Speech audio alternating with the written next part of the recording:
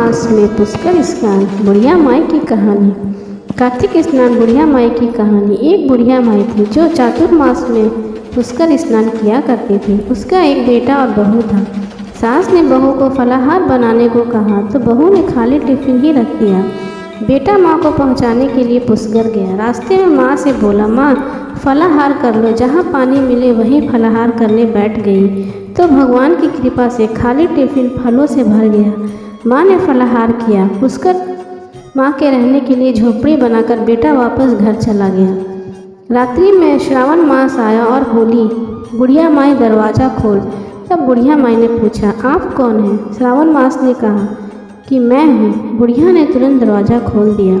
बुढ़िया माई ने शिव पार्वती की पूजा अर्चना बेल पत्थर से किया, अभिषेक किया। जाते समय श्रावण मास ने बुढ़िया माई को आशीर्वाद दिया और एक झोपड़ी की दीवार सोने की हो गई। भाद्रपद मास आया, उसने भी दरवाज़ा खोलने को कहा। बुढ़िया माई ने दरवाज़ा खोला और सत्तू बनाकर कजरी तीज मनाई। भाद्रपद मास ने बुढ़िया माई को आशीर्वाद दिया और झोपड़ी की दूसरी दीवार भी सोने की हो गई। फिर आश्विन मास आया और उसने भी दरवाज़ा खोलने को कहा। बुढ़िया माई ने दरवाज़ा खोला, पितरों का तर्पण कर ब्राह्मणों को भोज कराया और श्राद्ध किया। नवरात्रि में माँ दुर्गा को अखंड ज्योति जलाकर प्रसन्न किया।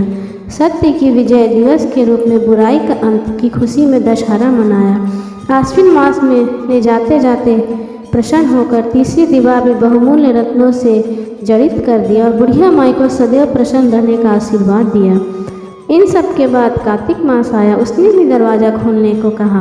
बुढ़िया माई ने दरवाज़ा खोला, अति प्रसन्न मन से कार्तिक स्नान किया, दीप दान कर दिवाली, गोधन पूजा, भाई दूज, गौ अष्टमी, आंवला नवमी मनाई।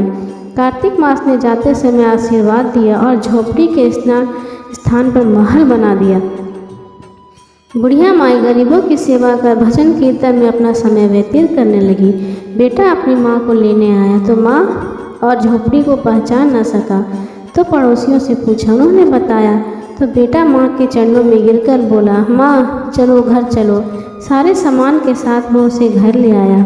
सासू माँ के ठाठ देखकर बहू के मन में लालच आ गया और उसने अपनी माँ को भी पुष्कर छोड़ने आने को कहा तो उसका पति अपनी सास को पुष्कर छोड़ आया। परंतु बहू की माँ की धर्म कर्म में बिल्कुल रुचि नहीं थी। वह 4 समय भोजन करती और दिन भर सोती। चारों समय आए और चले गए। जाते समय झोपड़ी गिर गई और बहू की माँ गधी की योनि में चली गई, क्योंकि औरत लक्ष्मी का रूप है और लक्ष्मी की तरह चंचल होना चाहिए। भगवान की पूजा और अतिथि का सम्मान और दान पुण्य करना चाहिए। बहू ने कहा, अब माँ को ले आओ। जब जमाई सास को लेने गया तो कहीं न मिली। लोगों के पूछने पर लोगों ने बताया कि तेरी सास धर्म कर्म कुछ न करती थी, खाती और सोती थी, जिससे वह गधी योनि में चली गई। जमाई सास को बांधकर घर ले आया। उसकी पत्नी ने पूछा, मेरी माँ कहाँ है? तब पति ने कहा, तेरे लालच की वजह से तेरी माँ गधी योनि में चली गई है। बड़े विद्वानों और ब्राह्मणों से पूछने पर उन्होंने बताया कि तेरी सास के स्नान किए पानी से स्नान करने पर उसे मनुष्य योनि मिलेगी। तब बहू ने ऐसा ही किया और उसकी माँ पुनः मनुष्य योनि में आ गई। हे राधा, दामोदर भगवान जैसी बुढ़िया माई को दिया वैसे सबको देना, कहता और सुनता। सब परिवार मिलकर कार्तिक स्नान करने लगे और सभी दुखों से छुटकारा पा लिया।